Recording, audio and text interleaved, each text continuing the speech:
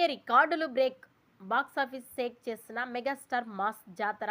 Megastar Chiranjeevi నటించిన latest movie మనశంకర Varaprasad గారు. ఈ సినిమా సంక్రాంతి కానుకగా రిలీజ్ అయింది. ప్రీమియర్స్ ని ఈ సినిమా కంప్లీట్ చేసుకొని థియేటర్స్ అన్ని హౌస్ఫుల్ బోర్డులతో నడుస్తోంది.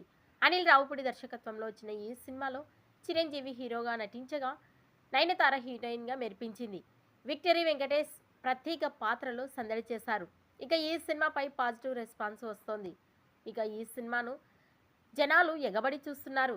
సంక్రాంతి కానుకగా రిలీజ్ అయిన మెగాస్టార్ చిరంజీవి సినిమా అయినటువంటి ఈ మనశంకర వరప్రసాద్ గారు అరుదైన రికార్డును సొంతం చేసుకుంది.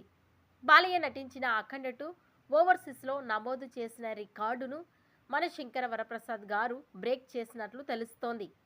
అఖండ 2 ఉత్తర అమెరికాలో ఫైనల్ కలెక్షన్స్ 9 కోట్లు రాబట్టింది.